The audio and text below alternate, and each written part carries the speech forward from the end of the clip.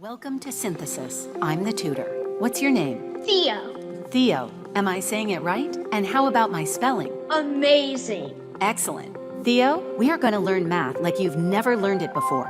No textbooks, no worksheets, no homework. What do you say? I hate homework, so yeah, I'm gonna love this. Welcome back, Sam. You're on fire with that 3-day streak.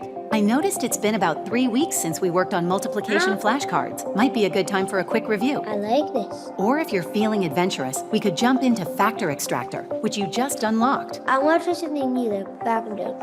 Factor Extractor? Great choice. Have you learned about square numbers before? Yeah, I know quite a bit about square numbers. That's great. Do you want to show me what you already know? Okay. Let's do it. Great work, Lily. Would you like to wrap up for today or dive into another lesson? Shall we go into another one? Absolutely. Okay. You crushed those division problems. Thank you. I think you're ready for something new.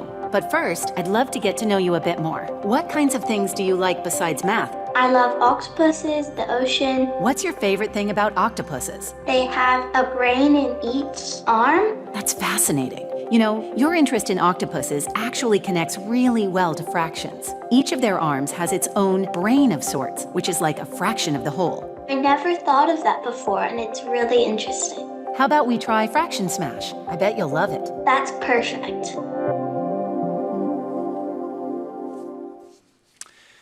We are so honored and privileged today to be able to welcome Chrisman Frank to our midst. He's the co-founder and CEO of Synthesis. It's an innovative platform that emerged from Elon Musk Ad Astra School.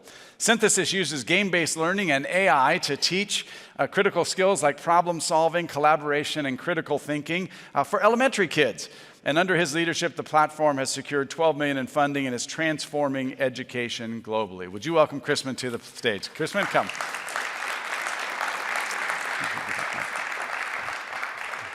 Hey, thank you. Great, come on over.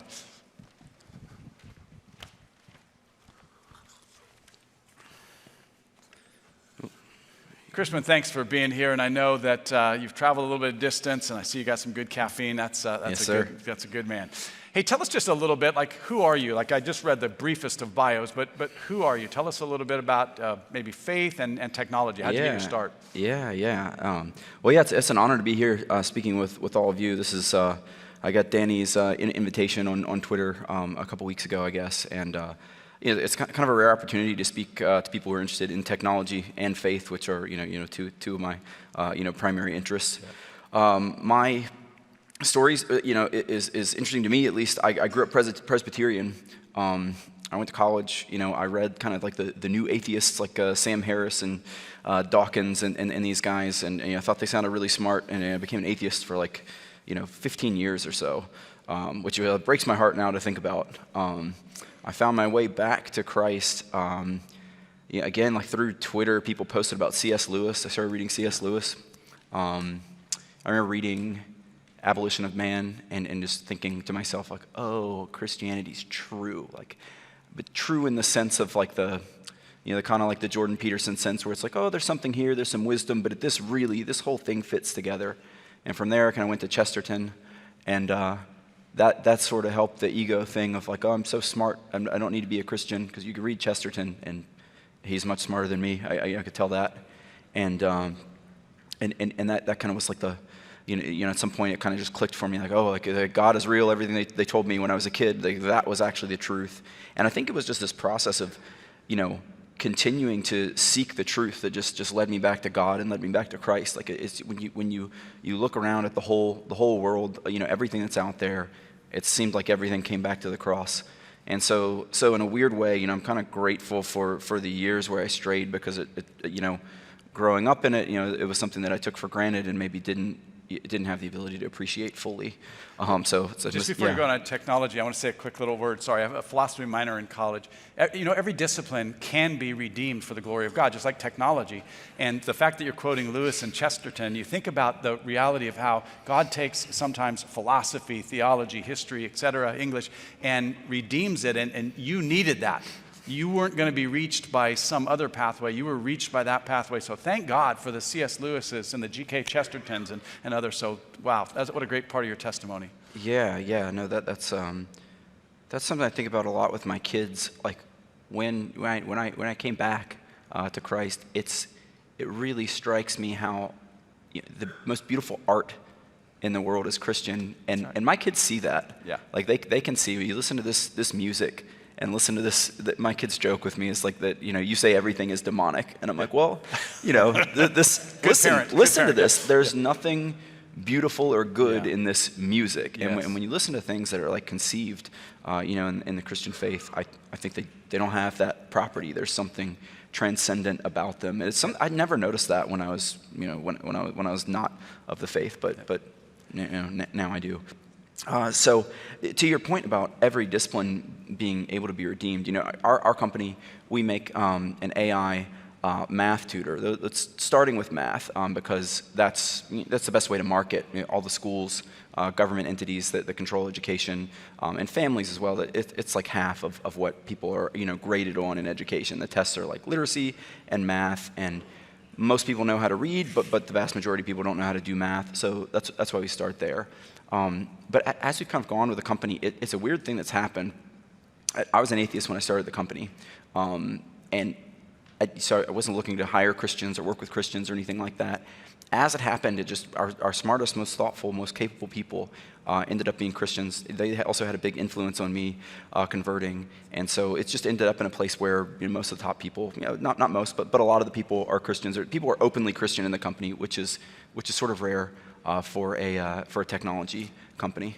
So tell me a little bit about, I remarked to my wife when we talked about it, Elon Musk, I would have told you 15, 20 years ago, the guy's obviously brilliant, he's amazing, he's done all these things, going to do all these things, but I never would have imagined like where he is now, and that's kind of an interesting subject. But you got involved with him in the Ad Astra School. Tell us a little bit about that, and I imagine that helped spawn your company now. Yeah. So I was at a previous company. It's called Class Dojo. It's like a unicorn, $1 billion ed tech company. I joined as the first employee, and I was the head of research there as the company kind of grew. And I went to meet Josh Don, who's my co-founder at Synthesis, who is he was a teacher, and he was Elon's kids teacher at a fancy private school in LA, like a gifted school there. And Elon came in for a conference one day and was like, hey, you're my kid's teacher, I hate this school. And Josh was like, okay, thank you. He was like, but you're good. Let's start a new school at SpaceX. We'll have my kids go there and some of the other families. And so Josh was like, okay, we'll start that school. So it was about 5 years later when I came down to visit the school. And Elon's approach to it was something that we still have at Synthesis today. His idea, I think Christian schools don't have this problem, but the modern education system, what is even the point, right? If you're a Christian university, you have this set for you. You're helping people aim toward God. If you're the modern school system, the point has become, because Christianity has gone to the wayside there, the point is, let's do more school. And so that's what it is that they tell you in school. Why are we going to need to know this? Like, it's easy, but it's because this is the Word of God. Yeah. That's an easy, that answers itself. But when it's just like you're going to do more school and pass the test, that tends to be the answer. And so Elon's approach was to shift that and say, well, I'm trying to build these companies and do these remarkable things with technology. I need people who can solve problems creatively and usually working in a team. And so that's what I want. They had tutors from Caltech come and teach the kids math and science, so that they get to very high levels, in terms of the standardized tests from a very young age. And then from that point, my co-founder created a class called Synthesis that was sort of like video games where the kids would compete and collaborate in these games. So there's a complex problem that's in the form of a video game or simulation, and the kids work together to solve those. And the kids just love it. And it's the closest thing that Josh could find, from years of like observing Elon up close and watching him solve problems with his team. He thought this was the thing that was the closest to what Elon was doing with his teams. Wow. And so give this experience to kids. It will prepare them to solve big problems and do great things. Wow.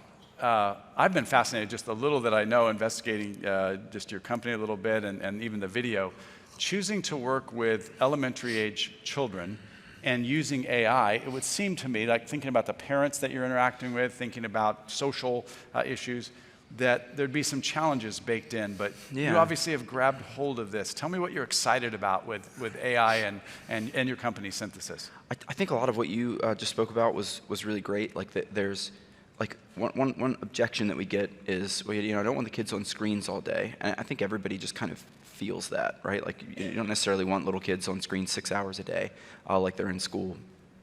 But our thesis, and there's some examples of this now, you can put the kids on the screen. Screen time, first of all, it's not all equal, right? If you zone out, and you know this, if you doom scroll TikTok or Twitter, like I'm prone to do, that's not the same as like going and learning in like an interactive environment.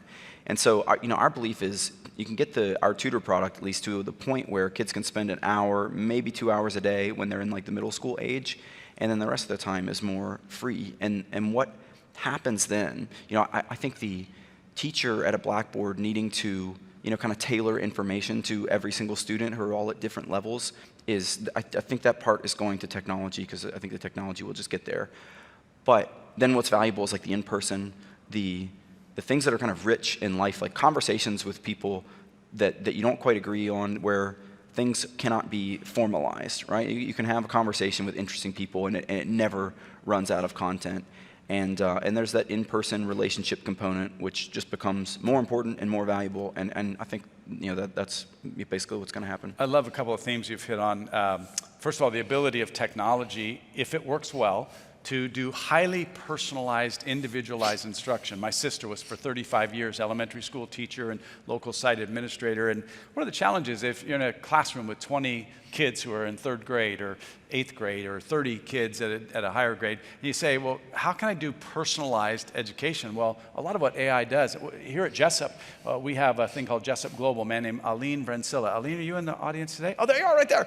Aline's working hard with an AI product that we have to be able to help provide a customized, personally adapted educational experience. It's still very challenging to even think about, can all that happen? How will it work? I think the promise is awesome. It frees up more time for creativity and that sort of thing. Now I got to ask you a question, because you're certainly a technologist, and I'm just an outside observer. But are you nervous about anything about AI and technology? Your kids say that you say everything's demonic, so you must be nervous about some things. I would put the sort of like chatbot, relationship tools in that. The human has a soul, and yes. To like that simulation. I see when you look at like the videos, the AI generated videos. Like I have a hard time even looking at that stuff, and it breaks my heart that people are supposedly in like having friends that they chat with that are AIs. Like that's disheartening to me. But I think the broad sweep of things, I think this is going to be better. I just think of just this one little area where I'm focused, like on school kids. Every when the teacher is communicating information about math problems, it's just they could be learning about that kid and having something like learning about that kid's interest, right? So it's just time that's taken away from what could be better spent on personal relationships, or kind of letting the kids' personalities flourish. Now kids need to learn the foundational knowledge of civilization, but it doesn't need to be delivered by a human. I mean, there are books that do this job as well, but there's something about having a human who believes in you and cares about you face to face, which is going to become more important. And I think the sweep of the last few decades in education has been to cram down that human element and turn the teachers into machines and automatons for delivering content.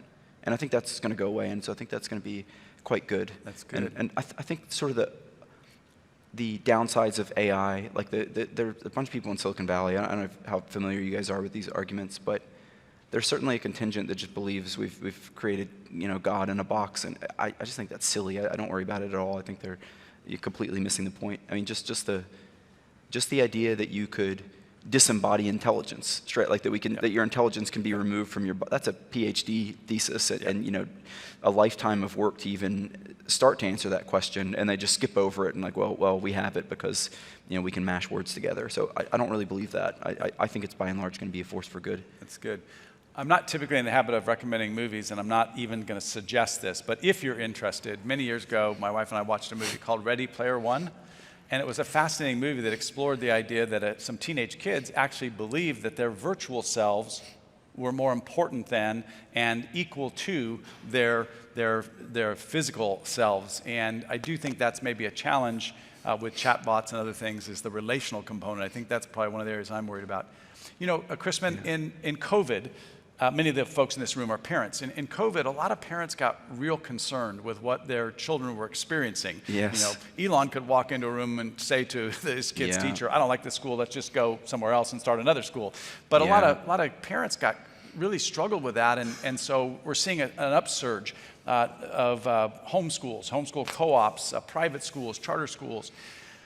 When you think about parents and their interaction with AI technology that's influencing their children's world, how can parents be proactively involved without sort of taking over all of their children's educational journey? Yeah, no, that's a great question. I wish I knew the answer to that. I have thought about it a lot. Yeah. I think one thing that strikes me in California, my kids are homeschooled. They go to this charter school, but it's for socialization. So they go 2 days a week and they hang out with some other kids for a couple hours. But they play travel soccer. Yep. And so we drive around all these different schools in California. And do you guys know what I see when I go to those schools? If I didn't know they were schools, I would think they're trans indoctrination camps, because those flags are everywhere. Every sign on the campus is that. And I don't talking with people, I don't think there's a huge groundswell of support for that. Right. But no one wants to say, I've thought about this. I'm like, why don't I go to my kid's school and just be like, can you just take that stuff down and focus on education? It's be nice to the kids, and everything, but there's no need to encourage this. This is a brand new ideology, just slow play it. But I don't do that. But I think people are going to need to do that. Yeah. And I think that's important, because that helps the kids who, I think your kids will be fine because you're aware of this and you're going to be the influence at home. But the public schools, are really effective for the people whose parents kind of need to check out, and they trust the school, and they're like, give the kids a good education. So the parents who are aware of the issues and wanting to offer corrective, the kids are going to be, they'll be okay. Your influence as a parent will be larger. But still, something needs to. It's remarkable how Christianity spread across the globe, right? And it didn't, not by accident. It's people going in locally and setting up a church, and I think there's that same kind of resurgence is necessary, and it's mostly local, right? Technology will help. Technology can bring us together so that when we're all spread out, particularly in tech. Until a couple weeks ago, I didn't know. More than a handful of Christians in tech. I didn't even know they existed, and now I've met a ton already here. So great. So I think that's a great force multiplier. But we still, there's a lot of that work is local. A theme I would lift up from Chrisman's comments is just the whole idea of being incarnational. You're in a neighborhood. You're in a family unit. You're in a neighborhood. You might be in a church. Maybe you have a gym. Wherever it is you are. That's so much where our influence can be leveraged as parents and as followers of Christ, people who want to influence our culture for good. So I just really love the idea that at the end of the day, while technology is a great force multiplier, it's relationships. I want to give you a chance to maybe go just as long or as wide as you want. This is a room that has technologists in it. Many people here are very, very capable. You have other people in this room where this is their first step. This the whole subject of AI is kind of scary and unknown.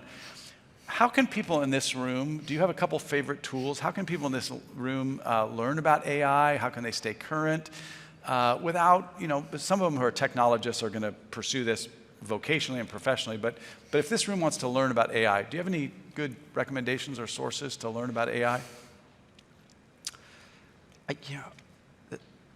I think the thing that this is maybe a terrible recommendation. Maybe some people will do this. There's a book called Beginning of Infinity by a physicist. Beginning of Infinity by a physicist, David Deutsch. Just a second. How many of you, when he said the word physicist, you just went?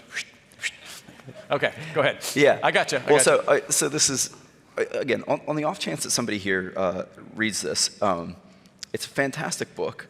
He wrote the book because he believed that quantum theory, which has been in the news lately, implies that there are other universes, and none of the other physicists believed him. And so he started thinking about what makes you believe what you believe, and he wrote a whole book about that. And I think you can maybe use like your favorite chatbot and get the summary of this book, and that'll give you kind of a good indication.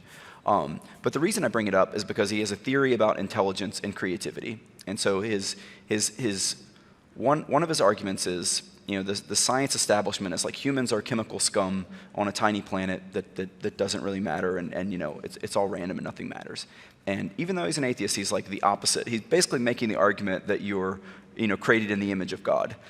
People are creative. They're the only thing in the universe that can come up with creative explanations, and that makes us unique. And I've actually gotten a chance to talk to him about chatbots and the modern AI, and he's like, this is not even the first step toward creating something. Now, he differs from me. Like, he believes we will create, a human-like intelligence. I don't actually believe that, but he believes that's possible, but that we're not even on the first step at all.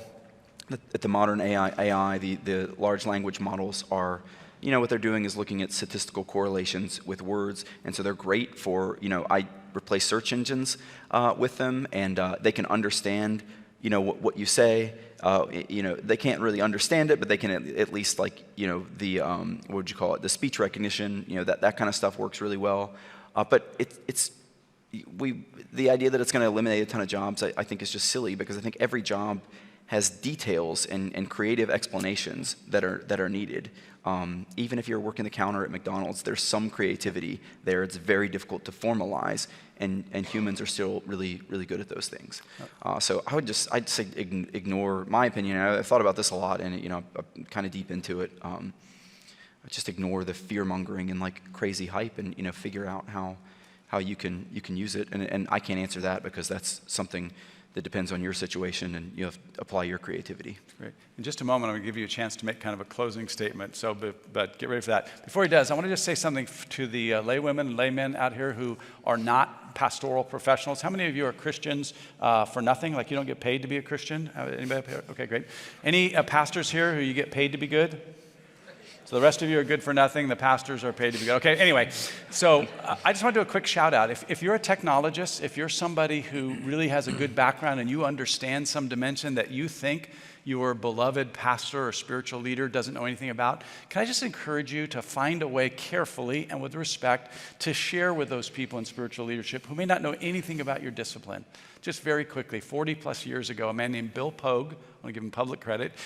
Bill Pogue, he ended up working in the accelerator in Texas. He's a physicist, and that's why I was chuckling at your reference. And he made me, as a 23-year-old, read Stephen Hawking's A Brief History of Time.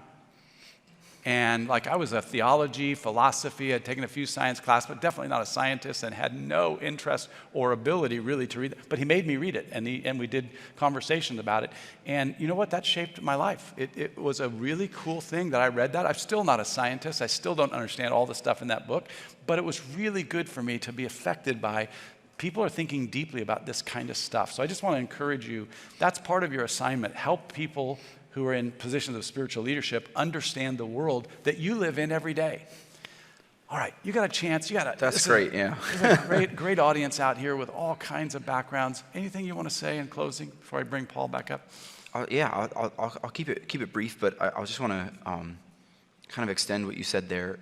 What rightly or wrongly, there are the smart kids, the kids who excel academically, to some extent, are going to have great influence on the world. And the thing that I learned from the journey, which was horrible being an atheist, I had no peace, without God in my life. And so I don't want anyone to have to go down that path to kind of realize what I did. But what I did realize was that if you just have an open-ended search for truth, that Christ can survive that, right? Yeah. That God survives that no matter how deep you go in science, and it's interesting, a lot of physicists end up believing in God, right? And mathematicians as well. So I think if you're in a position of education or influence, go look at the best arguments against God, against Christianity. Because what I found, I did all that, and I found that just leads me more deeply to the faith. And I think it's really important that the kids who are gifted academically, they will be they will be in positions of influence, in 10 or 20 years. And I think they're a great weapon for Christ. So that's maybe just the one kind of position I might have that's maybe a little bit unique. Just before we close, I'm being led to do something. So I'm going to just do something real quick. Would you be okay with me? I want to pray over Chrisman. I didn't ask your permission or anything. I just want to pray over you. Appreciate it. Father, right now I thank you for Chrisman. I just thank you for his testimony, the story of his life. And I thank you that he went from being an atheist, being a person raised in faith, being an atheist, and then coming back to you. And I thank you for women and men that you placed in the course of his life to bring him to a saving knowledge of you. And now, Lord Jesus, I pray blessing and favor on him. I pray that his technology efforts would yield great fruit and that he would show how technology can be used for your glory. And Lord, we thank you for believers being placed in our culture and society who have these kind of gifts and strengths. And we just want to again, give all honor to you, Lord. What we have in our hands came from you. You own everything. And so we just want to use it for your glory. And I just thank you in advance for the way you're going to work in Chrisman's life. Amen. Would you give your appreciation to Chrisman? Thank you. Thanks, everyone.